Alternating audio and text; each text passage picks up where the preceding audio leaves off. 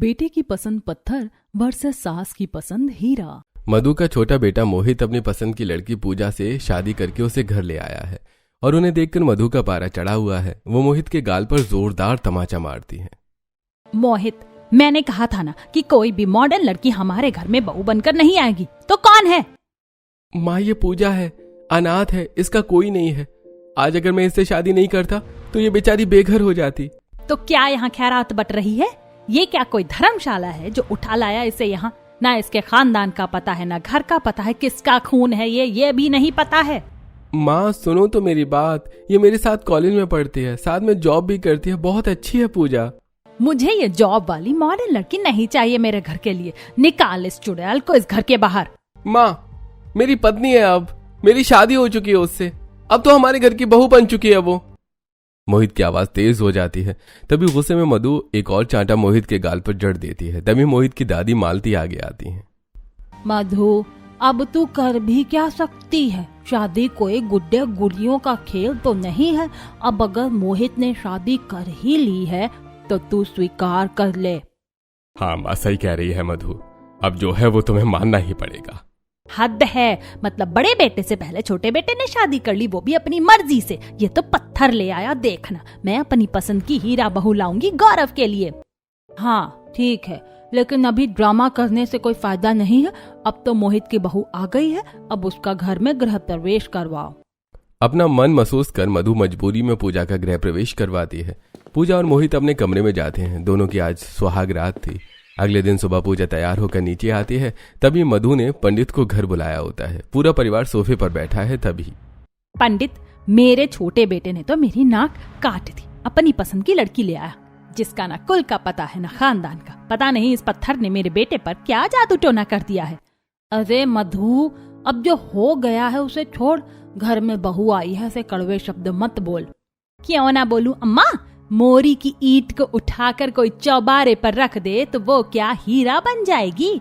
पता नहीं कहाँ से उठा लाया है इस सड़क छाप को। पर मेरा बड़ा बेटा गौरव बहुत आज्ञाकारी है। वो अपनी माँ की बात कभी नहीं टालेगा। मुझे उसके लिए संस्कारी और ऊंचे खानदान की लड़की चाहिए। अरे मधु आप फिक्र मत करिए, आपके बड़े बेटे के लिए मैं साक्षात लक्ष्मी का रूप ढूंढ कर लाया हूँ। ये देखिए। मधु फोटो लेती है और गौर से देखती है। फोटो में कविता ने पीली साड़ी पहनी है और सिर पर पल्लू लेकर नजरें झुकाए हुए है। अरे वाह, ये हुई ना बात। देखो तो कितनी सुगड़ लग रही है, आंखों में कितनी शर्म है, कैसे नजरें झुकी हुई हैं। माँ देखिए ना, ये लग रही है ना एकदम हीरा। दिखने में तो अच्छी है मधु, पर क्या गौरव से पूछा? उसकी भी तो कोई पसंद होगी। उससे क्या पूछना माँ, एक बेटा कमबख्त निकल गया तो क्या दूसरा भी वैसा ही निकलेगा? गौरव मेरी बात कभी नहीं टालता। जैसा मैं कहूंगी वो वैसा ही करेगा। ये रिश्ता पक्का समझो पंडित, चट मंगनी और पट ब्याह होगा। पूजा चुपचाप आंखें झुकाए अपनी बेइज्जती सुनती रहती है। और पंडित के जाने के बाद, माँ आज मेरी पहली रसोई है, बताइए क्या बनाऊं? सबको क्या पसंद है? हमें नहीं खाना तेरे हाथ का कुछ भी। पता नहीं क्या मिट्टी पत्थर बनाकर खिलाएगी। तू रहने ही दे, मेरी रसोई को अपवित्र मत कर। अरे मधु, बहू आई है तो पहली रसोई तो करेगी ही, शुभ शगुन होता है। बेटा पूजा, तू जा और सबके लिए आलू गोभी की सब्जी और पूरियां बना ले। दादी अभी बनाती हूँ। पूजा खाना बनाने में जुट जाती है। मधु बाहर से सब देख रही होती है। अच्छा बेटा, बढ़िया ही खाना बनाने वाली, मेरी रसोई पर कब्जा करेगी। चल बेटा, आज तुझे ऐसा सबक सिखाती हूँ कि तू ये रसोई क्या इस घर की दहलीज भूल जाएगी।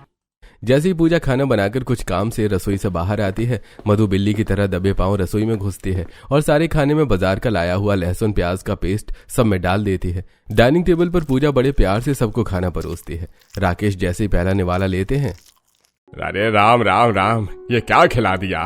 अरे मेरा तो पूरा धर्म ही भ्रष्ट कर दिया है। इस सब में लहसुन और प्याज की बदबू आ रही है। मधु, हमारे घर में ये सब कब से बनने लगा?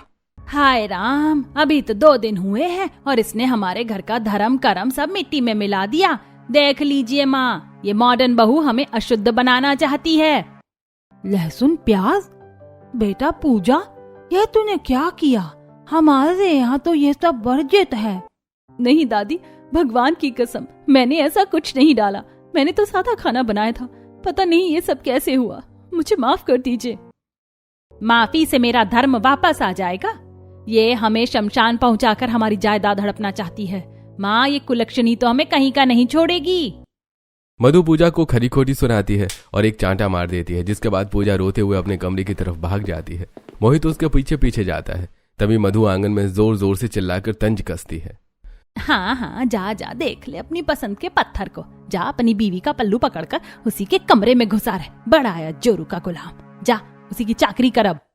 मोहित अपनी माँ की बातों को अनसुना करके कमरे का दरवाजा बंद कर देता है। पूजा प्लीज शांत हो जाओ, मुझे पता है तुमने ऐसा कुछ नहीं किया। माँ बस तुम्हें नीचे दिखाने का मौका ढूंढ रही थी। मोहित, माँ, मैं माँ की बातों से नहीं रो रही हूँ। मैं तो इसलिए दुखी हूँ कि उन्होंने आपको सबके सामने इतना बुरा भला कहा। आपको मेरी वजह से जोरू का गुलाम सुनना पड़ा। माँ तुम्हारे साथ इतना बुरा बर्ताव कर रही हैं, तुम्हें थप्पड़ तक मार दिया और तुम अभी भी उनके सम्मान के बारे में सोच रही हो। मोहित, वो माँ है, बड़ी हैं, उनका हक है डांटने का, पर मैं चाहती हूँ कि वो आपको कभी गलत ना समझे। आप मेरे लिए इतना कुछ कर रहे हैं तो क्या मैं आपके लिए थोड़ा सह नहीं सकती? तुम कितनी अच्छी हो पूजा, मैं सच में बहुत खुशकिस्मत हूँ कि तुम मेरी पत्नी हो। माँ तुम्हारे साथ इतनी कड़वाहट से पेश आती है, फिर भी तुम मेरे परिवार के बारे में इतना अच्छा सोच रही हो। मोहित पूजा को गले लगा लेता है। अगले दिन सुबह दोनों उठते हैं तो देखते हैं घर में शादी की अफरा तफरी मची हुई है। माँ, ये सब क्या हो रहा है? इतनी जल्दी में शादी? आपने तो हमें बताया तक नहीं। तुझे बताने की जरूरत क्या है? तू तो अपनी पसंद का पत्थर उठा लाया है ना। अब चुपचाप तमाशा देख। मैं अपने गौरव के लिए हीरा बहू लाऊंगी जो खानदान का नाम रोशन करेगी। माँ, क्या हम भी साथ चलें? बड़े भैया की शादी है। खबरदार, तुम दोनों में से कोई भी शादी में नहीं जाएगा। तुम जैसों को साथ ले जाकर क्या वहां मैं अपनी नाक कटवाऊं? तुम दोनों यहीं रहो और घर की चौकीदारी करो। मधु सबको लेकर चली जाती है। उसके जाने के बाद मोहित, मम्मी हमें बड़े भैया की शादी में भी नहीं ले गई। क्या मैं इतनी बुरी हूँ? कोई बात नहीं पूजा, तुम दिल छोटा मत करो। माँ अभी गुस्से में है। जब भाभी घर आएंगी तब हम यहीं उनका स्वागत करेंगे और उनसे मिलेंगे। 2 दिन बाद घर के बाहर बैंड बाजा बज रहा है। मधु नई बहू कविता के साथ लौटती है। मोहल्ले की औरतें वहां कानाफूसी कर रही हैं। वाह मधु, आखिर तुम अपनी पसंद की बहू ले आई। बड़ी सुंदर है। सुंदर नहीं मोहिनी, साक्षात हीरा है। अब सबको पता चलेगा कि बेटे की पसंद पत्थर और सास की पसंद हीरा में क्या फर्क होता है। देखो मेरी बहू को, कितनी सुशील और संस्कारी है। मधु कविता के गृह प्रवेश के बाद खुद केसर वाला दूध बनाकर कविता के कमरे में भेजती है। अगली सुबह कविता उठकर तैयार होकर आती है और घर के सभी बड़ों के पैर छूकर आशीर्वाद लेती है। माँ, आज मैं रसोई संभालूंगी। आप सबके लिए गर्मा गर्म नाश्ता मैं बनाऊंगी। दीदी, मैं भी आपकी मदद के लिए साथ चलती हूँ। आपको सामान का पता नहीं होगा। खबरदार, तुझे वहां जाने की कोई जरूरत नहीं है। अपनी परछाई भी मेरी बड़ी बहू पर मत डालना। उस दिन लहसुन प्याज का खाना खिलाकर तूने हमारा धर्म भ्रष्ट किया था। अब क्या मेरी बड़ी बहू को भी वही सिखाना चाहती है? चुपचाप बाहर बैठ।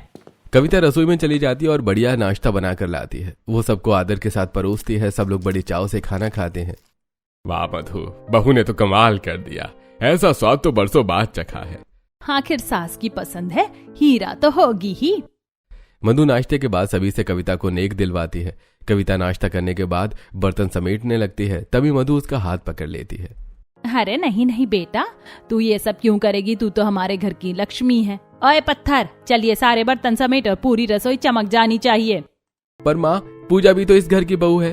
वो भी अभी नई है। उससे नौकरानी जैसा काम क्यों? चुप कर जोरू का गुलाम कहीं का। खाना तो ढंग का बना नहीं सकती? कम से कम घर की साफ सफाई और जूठे बर्तन तो मांज सकती है ना। चल उठ और काम पर लग। पूजा मधु को आदेश देकर प्यार से कविता का हाथ पकड़ती है और बाहर ले जाने की तैयारी करती है। चल बेटा कविता, आज हम दोनों सास बहू शॉपिंग पर चलेंगे। मैं तुझे बढ़िया साड़ियाँ और गहने दिलाऊंगी। दोनों तैयार होकर घर से निकलती हैं और रास्ते में जाते हुए मधु कविता को समझाती है। देख बेटा, उस पूजा से दूर ही रहना। उससे ज्यादा बात करने की जरूरत नहीं है। उसे तो हम इस घर में नौकरानी बनाकर ही रखेंगे। अरे माँ, आप तो बड़ी भोली निकली। आगे आगे देखिए क्या होता है। पूजा को तो क्या, बहुत जल्द मैं तो आपको भी नौकरानी बना लूंगी। मधु कविता को हीरा समझ रही थी, लेकिन उसके दिमाग में तो कोई और ही खिचड़ी पक रही थी। बाजार पहुंचकर मधु कविता को खरीदारी कराने ले जाती है। भैया, सबसे महंगी वाली बनारसी साड़ी दिखाना मेरी बहू के लिए। देख बेटा, ये वाला सूट भी ले ले, तुझ पर बहुत जचेगा। अरे नहीं नहीं माँ, इतना सब क्यों? आप बस साथ हैं, वही बहुत है। कविता मधु से बनावटी तौर पर मना कर रही होती है। तभी ज्वेलरी एक हीरे की अंगूठी पर उसकी नजर पड़ती है। अरे माँ, ये अंगूठी कितनी सुंदर है ना। तुझे पसंद आई है तो बस ले ले, मेरी हीरा बहू के हाथ में हीरा ही तो अच्छा लगेगा। माँ बहुत गर्मी लग रही है, गला सूख रहा है। अरे भैया मेरी बहू के लिए ठंडी आइसक्रीम लाओ और एक लिम्का भी। आराम से बैठ बेटा, थक गई होगी तू। शाम तक मधु कविता को सारी शॉपिंग कराकर घर लौटती है और कविता सारी शॉपिंग बैग सोफे पर पटक देती है। हाय माँ, पैर जवाब दे रहे हैं। इतनी शॉपिंग कर ली कि पैरों में जान ही नहीं बची। अरे मेरी बच्ची तू फिक्र मत कर, अब भी तेरा दर्द दूर करवाती हूँ। ओए पूजा, मर गई क्या? सुनती नहीं? माँ आपने बुलाया? हाँ, महारानी की तरह खड़ी क्या देख रही है? जा पहले मेरी बहू के लिए ठंडा शरबत बना कर ला। पूजा चुपचाप शरबत बनाकर लाती है। कविता मजे से शरबत पीती है। तभी मधु एक और फरमान सुनाती है। अब चल जरा इसके पैर दबा, बेचारी मेरे साथ बाजार घूमकर थक गई है। चल जल्दी हाथ चला। पूजा जमीन पर बैठकर कविता के पैर दबाने लगती है। कविता सोफे पर पैर पसार कर बैठ जाती है। तभी मोहित वहां आ जाता है। माँ ये क्या कर रही हो आप? पूजा से भाभी के पैर दबा रही हो। भाभी तो उससे उम्र में भी ज्यादा बड़ी नहीं है और वो भी इस घर की बहू है। तू चुप रह जोरू के गुलाम, कुछ तो काम करेगी ना ये घर में, या छाती पर मूंग दलेगी बस? काम ना काज की, दुश्मन अनाज की। चाहे जितना सर पर चढ़ा ले तू इसे, पर मेरे लिए तो ये बस एक पत्थर है। माँ आप ये क्यों कर रही हो? और आज आप शॉपिंग करके लाई तो आपने इसके लिए क्या लिया? कुछ तो लाया होगा अपनी छोटी बहू के लिए। भिखारियों के लिए मेरे पास कुछ नहीं है। तुझे दिलाना है तो खुद दिला। जब बहू मेरी पसंद की नहीं तो कपड़े भी मेरी पसंद के क्यों पहनेगी? चल कविता बेटा, तू अंदर मेरे कमरे में चल, हम एसी चलाकर बढ़िया मूवी देखेंगे। मधु और कविता हंसते हुए एसी वाले कमरे में चली जाती हैं। मम्मी आज मेरा हाथ पैर बिल्कुल नहीं चल रहे। इतनी थकान है कि रसोई में जाने का बिल्कुल मन ही नहीं कर रहा। अरे मेरी बच्ची, तेरा मन नहीं है तो कोई बात नहीं, बता क्या खाएगी? जो तू कहेगी वही मंगाऊंगी। मम्मी मेरा तो बड़ा मन है कि हम आज बाहर से पिज्जा मंगा लें, बहुत दिनों से नहीं खाया। वैसे तो हम बाहर का खाते नहीं है, पर तेरी खुशी के लिए पिज्जा भी आएगा। तू अपने लिए मंगा ले, रसोई में खाना वो करमजली बनाएगी। मधु कमरे से बाहर आती है और चिल्लाकर पूजा को आवाज देती है। ओए पत्थर, सुन रही है? खड़ी खड़ी मुंह क्या देख रही है? जा रसोई में और सबके लिए बढ़िया खाना बना। मेरी बड़ी बहू की तबीयत ठीक नहीं है, वो आज खाना नहीं बनाएगी। माँ मुझे सुबह से बहुत तेज चक्कर आ रहे हैं, पूरे शरीर में बहुत दर्द है, शायद तेज बुखार है। आज मुझसे खड़ा भी नहीं हुआ जा रहा। शर्म नहीं आती तुझे जबान लड़ाते हुए? काम से बचने के लिए बीमारी का बहाना करेगी। माँ ये क्या किया आपने? उसे सच में रात से बहुत तेज बुखार है। तू चुप कर अपनी लुगाई के चमचे, ये सब मक्कारी है इसकी। बड़ी बहू की सच में तबीयत खराब है तो हम क्या भूखे मरेंगे इसके नाटक की वजह से? चल पूजा, मरते पड़ते जैसे भी हो रसोई में जा और खाना बना। पूजा रोते हुए और कांपते हाथों से रसोई में जाती है। बुखार में तपते हुए भी वो सबका ख्याल रखती है। माँ को आर्थराइटिस है, उनके खाने में खटाई और रायता बिल्कुल नहीं डालूंगी। पापा दिल के मरीज हैं, उनके लिए बिना तेल का खाना बनाऊंगी। और दादी के लिए बिल्कुल हल्के में, चाहे वो मुझे कितना भी बुरा कहें, पर मैं उनका स्वास्थ्य खराब नहीं होने दे सकती। पूजा खाना बनाकर डाइनिंग टेबल पर खाना लगाती है। कविता अंदर मजे से पिज्जा और कोल्ड ड्रिंक का लुत्फ उठा रही होती है। ये क्या उबला हुआ घास फूस ले आई है? ना इसमें तड़का है ना घी दिख रहा है। और मेरा रायता कहाँ है? सबको दही दिया, मुझे क्यों नहीं? माँ आपको आर्थराइटिस की समस्या है, खट्टा खाने से आपके जोड़ों का दर्द बढ़ जाएगा, इसीलिए मैंने आपको रायता नहीं दिया। देख रही हो माँ, ये अभी से मेरे खाने पर पाबंदी लगा रही है, मुझे रायता नहीं देकर भेदभाव कर रही है। और इस ससुर को क्या खिला रही है? न तेल न माँ। हाँ बहू, ये कैसा बेस्वाद खाना है। एक तो हम बीमार हैं, ऊपर से ऐसा उबला हुआ खाना खिलाकर हमें और बीमार करना चाहती हो क्या? नहीं पापा, आपको दिल की बीमारी है इसीलिए डॉक्टर ने नो ऑयल कुकिंग कहा था, और दादी को किडनी और डाइजेशन की दिक्कत है इसीलिए उनके लिए हल्का खाना बनाया। गौरव भैया के लिए मैंने ऑलिव ऑयल इस्तेमाल किया है। अरे भाड़ में जाए तेरी नो ऑयल कुकिंग। तू साजिश कर रही है ताकि हम कमजोर होकर मर जाएं। जरा देख मेरी बड़ी बहू को, उस दिन उसने कितना जायकेदार खाना बनाया था। असली खाना तो वो होता है। तभी मोहित भी पूजा की हालत देखकर और घर के बड़ों की बातें सुनकर अपना आपा खो देता है। बस करो पूजा, तुम अपनी मर्जी क्यों चलाती हो? वैसे ही यहाँ तुम किसी को पसंद नहीं, तुम्हारी वजह से मुझे भी सुनना पड़ता है, और तुम फिर भी। मोहित गुस्से में पूजा को एक जोरदार तमाचा जड़ देता है। चटाक। वाह, देखा, आखिर तुझे भी अपनी गलती का एहसास हो ही गया। मैंने कहा था ना कि तेरी पसंद पत्थर और मेरी पसंद हीरा है। पूजा अपना गाल पकड़कर फूट फूट कर रोने लगती है और कमरे में जाकर सो जाती है। अगले दिन सुबह 6 बजे कविता जॉगिंग के लिए तैयार हो रही है। वो एक ढीला ढाला सूट और दुपट्टा पहनकर बाहर आई। अरे बेटा, इतनी सुबह सुबह सूट पहनकर कहाँ जा रही है? माँ सेहत का ख्याल रखना भी तो जरूरी है ना। मैं बस पास के पार्क में जॉगिंग करने जा रही हूँ। पर बेटा तू सूट पहनकर जॉगिंग करेगी, तुझे दिक्कत नहीं होगी। माँ, अपने संस्कार नहीं भूलने चाहिए, चाहे जॉगिंग हो या कुछ और, मर्यादा सबसे ऊपर है। मैं इन्हीं कपड़ों में कर लूंगी। तभी पूजा टी शर्ट और लोअर पहनकर जॉगिंग के लिए बाहर निकलती है। ओए पत्थर, जरा देख और सीख मेरी बड़ी बहू से। तू तो बेशर्मों की तरह लोअर टी शर्ट पहनकर निकल पड़ी, और मेरी बड़ी बहू को देख, संस्कार देखो इसके कि जॉगिंग भी सूट में कर रही है। डूब मर कहीं जाकर। पूजा बिना कुछ बोले चुपचाप चली जाती है। कविता बाहर निकलकर पार्क के पास वाले पब्लिक वॉशरूम में घुसती है और वहां पर ऊपर वाला सूट उतार कर बैग में रख लेती है और अंदर के शॉर्ट जिम वेयर में बाहर आती है और जिम जाती है। कविता, तूने क्या रिस्क ले रखा है? तेरे ससुराल वाले तो बहुत दकियानूसी है। अगर उन्होंने तुझे इन छोटे कपड़ों में देख लिया तो? अरे उन बुढ़े बुढ़ियों को क्या पता चलेगा। मैंने सबको अपने सोशल मीडिया से ब्लॉक कर रखा है। घर पर संस्कारी बहू का नाटक करती हूँ और यहाँ अपनी मर्जी की जिंदगी जीती हूँ। कविता अपनी एक बोल्ड फोटो खींचकर चुलबुली नाम के एक अकाउंट पर अपलोड करती है। उसी दिन दोपहर में पूजा रसोई का काम निपटाकर अपने फोन पर डिजिटल मार्केटिंग के लिए ट्रेंड्स देख रही थी। तभी अचानक स्क्रॉल करते हुए उसकी नजर एक फोटो पर ठहर जाती है। ये तो जेठानी जी हैं, पर ये तो जिम में हैं और इन्होंने ये कैसे कपड़े पहने हैं? चुलबुली नाम का अकाउंट। पूजा उस अकाउंट को गहराई से चेक करती है तो उसे कविता की ढेर सारी ऐसी फोटोज और वीडियोस मिलते हैं जिनमें वो घर से बिल्कुल अलग दिख रही है। ओहो, तो ये है माँ का हीरा, बाहर संस्कारी और अंदर इतनी मॉडर्न। अब मुझे समझ आया कि रोज सुबह सूट पहनकर कहाँ जाती है। अब मुझे इन पर नजर रखनी होगी कि ये और क्या क्या गुल खिला रही हैं। उसी समय कविता अपने कमरे में अपनी माँ से फोन पर बात कर रही है। हाँ मम्मी, सब कुछ बिल्कुल प्लान के मुताबिक चल रहा है। यहाँ तो मजा आ गया। सास मुझे सिर आंखों पर बिठा कर रखती है और उस बेचारी देवरानी पूजा को तो सब नौकरानी समझकर दबा कर रखते हैं। सास सारा काम उसी से करवाती है। वाह बेटा, ये तो बहुत अच्छी बात है। जब तक सास तेरे पर फिदा है, गरम गरम लोहा है हथौड़ा मार दे। कोशिश कर की सारी प्रॉपर्टी तेरे नाम करवा ले। हाँ मम्मी, आप चिंता मत करो, मैं बहुत जल्द गौरव को मना लूंगी और फिर जायदाद हमारे नाम होगी। तभी गौरव कमरे में दाखिल होता है। कविता जल्दी से फोन काट देती है। गौरव कविता के पास आने की कोशिश करता है, उसका हाथ पकड़ने की कोशिश करता है, लेकिन कविता चिढ़कर अपना हाथ छुड़ा लेती है। कविता, क्या हुआ? तुम मुझसे इतनी खिंची खिंची क्यों रहती हो? माँ ने तुम्हारी इतनी तारीफ की थी, लेकिन शादी के बाद से तुमने मुझसे ठीक से बात तक नहीं की। क्या तुम मेरे साथ कंफर्टेबल नहीं हो? क्या मुझसे कोई गलती हो गई?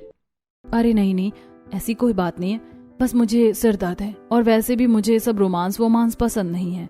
अच्छा सुनिए, कब तक हम इस पुराने घर में और इस भीड़ भाड़ में रहेंगे? क्यों ना हम मम्मी से कहकर सारी प्रॉपर्टी अपने नाम करवा ले।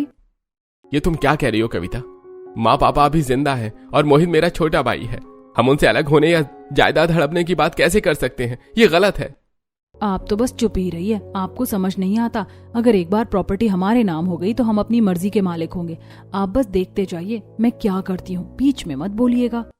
हे भगवान, माँ ने जिसे हीरा समझा उसके मन में तो इतना जहर भरा है। क्या मैंने माँ की पसंद पर भरोसा करके गलती कर दी? गौरव तिरस्कार के बाद करवट लेकर सो जाता है। अगले दिन शाम के समय मोहित और पूजा बाहर से घूमकर और कुछ खरीदारी करके घर लौट रहे हैं। उन्हें देखते ही मधु का पारा चढ़ जाता है। आ गए जोरू के गुलाम और उसकी मॉडर्न मेम साहिब। हो गई तुम दोनों की मौज मस्ती। घर के काम काज छोड़कर बस आवारा गर्दी करवा लो इनसे। हाँ मम्मी, बहुत दिनों से पूजा बाहर नहीं गई थी तो उसे थोड़ा घुमाने ले गया था।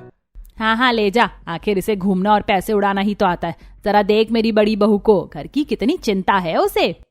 मोहित और पूजा चुपचाप अपने कमरे में चले जाते हैं। पूजा, तुम इतना सब कैसे सुन लेती हो? तुम माँ को पता क्यों नहीं देती कि हम ये सब शॉपिंग क्यों कर रहे हैं? आप शांत हो जाइए, वो बड़ी हैं, उनका हक है डांटने का। अगर हम अभी बता देंगे तो सब कुछ खराब हो जाएगा ना। बस एक हफ्ता और रुक जाइए। अगले दिन फिर सुबह मोहित और पूजा तैयार होकर दबे पांव घर से बाहर निकलने की कोशिश कर रहे थे कि तभी। कहाँ जा रहे हो तुम दोनों इतनी सुबह सुबह? घर के कामकाज कौन करेगा? क्या ये घर कोई धर्मशाला है जो जब मन किया निकल पड़े? माँ, बस जरा बाजार जा रहे हैं, कुछ जरूरी काम है, जल्दी लौट आएंगे। हाँ हाँ, तुम्हें तो घूमने फिरने से फुर्सत ही कहाँ है।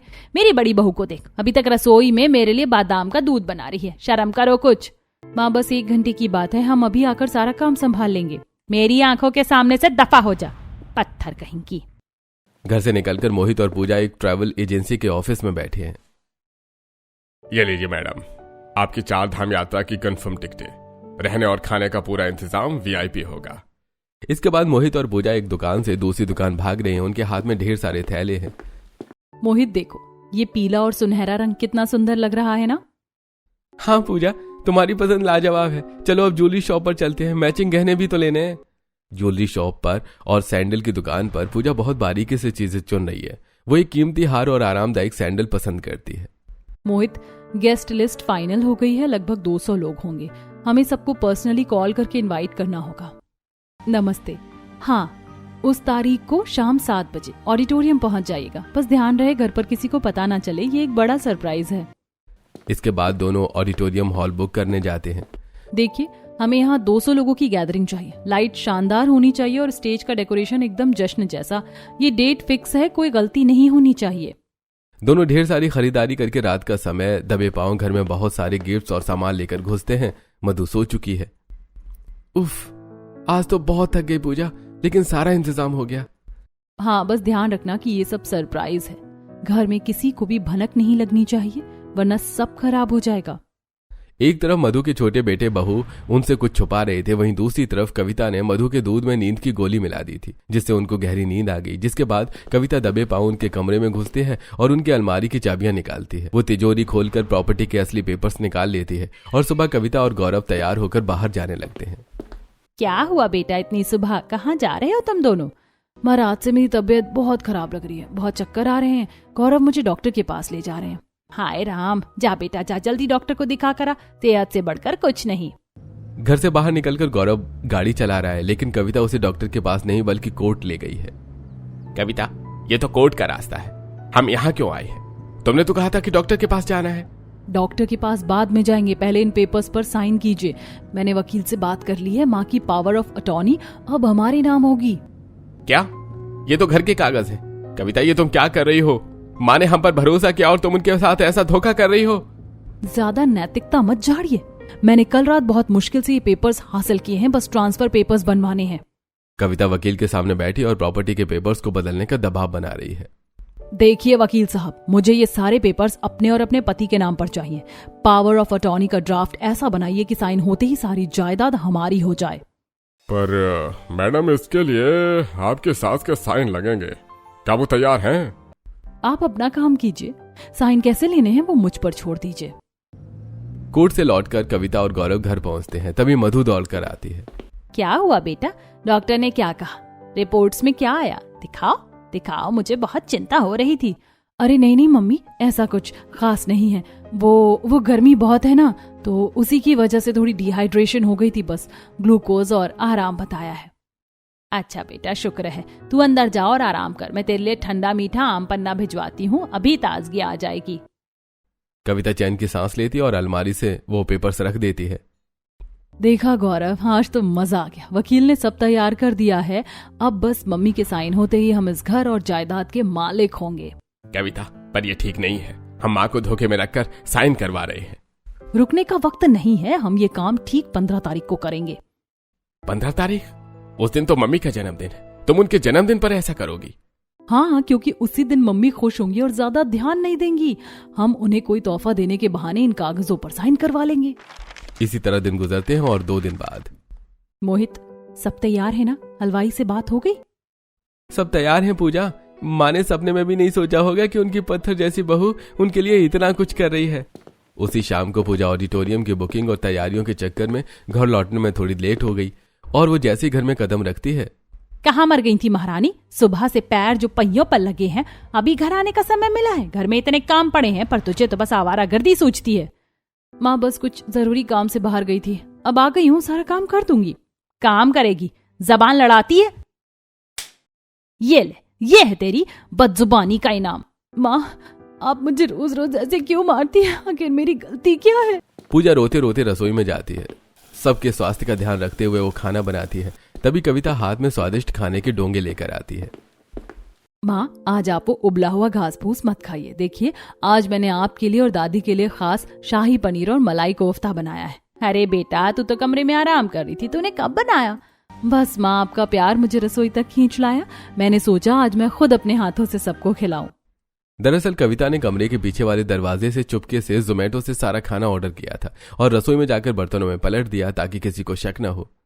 वाह वाह बेटा, क्या स्वाद है। मधु, देखो इसे कहते हैं खाना, असली हीरा तो यही है। देखा, इसे कहते हैं सलीका। तू तो बस हमें बीमार करना चाहती है। तेरा खाना तो अब जानवरों को भी ना डालो। चलिए खाना सारा उठाकर बाहर फेंक दे। उस दिन मोहित बहुत दुखी है और उसने खाना भी नहीं खाया है। वो बालकनी में खड़ा अपनी किस्मत को कोस रहा है। मोहित, आपने खाना नहीं खाया? चलिए मैं आपके लिए गर्म रोटियां लाती हूँ। नहीं खाना मुझे तो अब लगने लगा है कि मैंने तुमसे शादी करके गलती कर दी। देखो माँ तुम्हारे साथ क्या कर रही है और तुम बस सहती जा रही हो। मेरा दम घुट रहा है इस घर में। मोहित, आप चिंता मत कीजिए।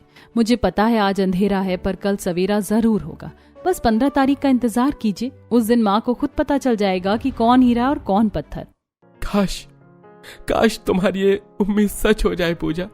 मुझे डर है कि माँ कहीं बहुत देर न कर दे। पूजा मोहित को अपने हाथों से खाना खिलाकर सुला देती है और अगली सुबह मधु के कमरे से करहाने की आवाजें आ रही हैं। कल रात का तला भुना और खट्टा बाजारी खाना खाने की वजह से उनका आर्थराइटिस गठिया बुरी तरह उभर आया है। वो बिस्तर से हिल भी नहीं पा रही हैं। उफ, मर गई मेरी उंगलियां, मेरे जोड़। कोई है? अरे राकेश, माँ कोई तो आओ। कविता कहाँ है? उसे बुलाओ। मेरे हाथ पैर दबा दे, जान निकली जा रही है। मधु कविता को बुला रही थी, लेकिन वो पार्लर में स्पा कराने में बिजी थी। तभी पूजा हाथ में गर्मा गर्म पानी की थैली और तेल लेकर दौड़ती हुई आती है। माँ, क्या हुआ? आप इतना रो क्यों रही हैं? हट यहाँ से, दूर रह मुझसे। तुझे तो खुशी हो रही होगी ना मुझे इस हाल में देखकर। जा मेरी कविता को बुला कर ला। वो कहाँ है? माँ, दीदी तो सुबह ही पार्लर चली गई। घर पर कोई नहीं है। आप चुपचाप लेटिए, मैं आपके जोड़ों पर गर्म तेल की मालिश कर देती हूँ, आराम मिलेगा। नहीं चाहिए तेरी सेवा। वो आएगी तभी ठीक होंगी। माँ, आप मुझे चाहे जितना डांट लीजिए, पर इस वक्त आपको दवा और मालिश की जरूरत है। कल रात आपने बाहर का खट्टा खाना खाया था। मैंने मना किया था ना कि वो आपकी सेहत के लिए ठीक नहीं है। मधु को आराम मिलता है। अगले दिन 15 तारीख, उस दिन शबाब से मोहित और पूजा घर से गायब हैं। मधु उन्हें कोस रही है। देखा गौरव, तेरा छोटा भाई और वो लड़की, आज मेरा जन्मदिन है और वो घर से गायब है। एक बार आने दे उन्हें, घर से बाहर निकाल दूंगी। तभी मधु के फोन पर एक अनजान नंबर से कॉल आता है। हेलो, क्या मधु बोल रही हैं? आपके छोटे बेटे मोहित का एक्सीडेंट हो गया है।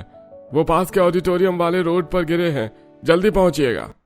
मधु, राकेश और गौरव घबराकर भागते हुए ऑडिटोरियम पहुंचते हैं।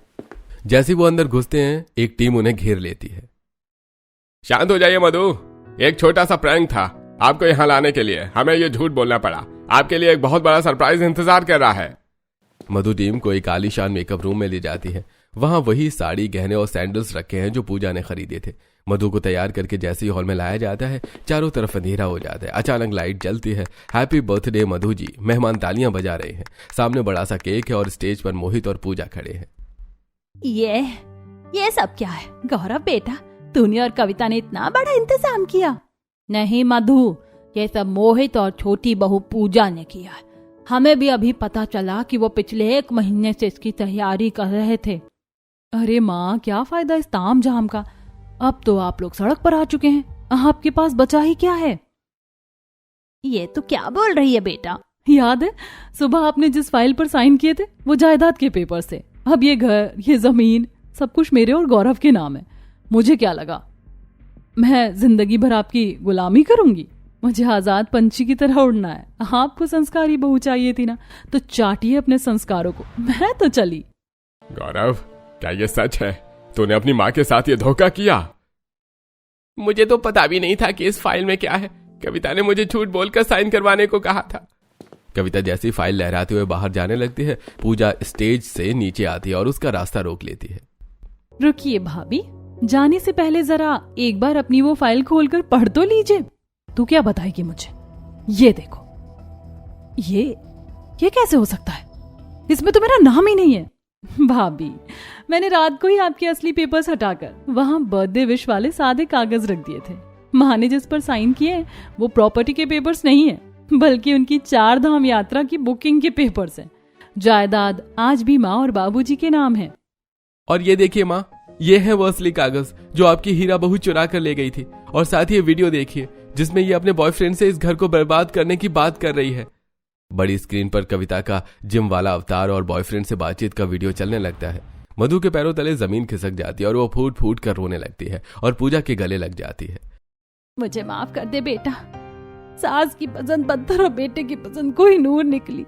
आज तूने ना सिर्फ मेरी जान बचाई बल्कि मेरा घर और मान सम्मान भी बचा लिया। मधु कविता को धक्के देकर घर से बाहर निकाल दिया जाता है। गौरव हाथ जोड़कर अपनी माँ से माफी मांगता है। पूरा परिवार एक साथ मिलकर केक काटता है और खुशियां मनाता है। तो क्या आपको भी लगता है कि आज के जमाने में बहुओं को उनके कपड़ों या दिखावे से नहीं बल्कि उनके संस्कारों और नियति से परखना चाहिए? अपनी राय कमेंट में जरूर बताइए।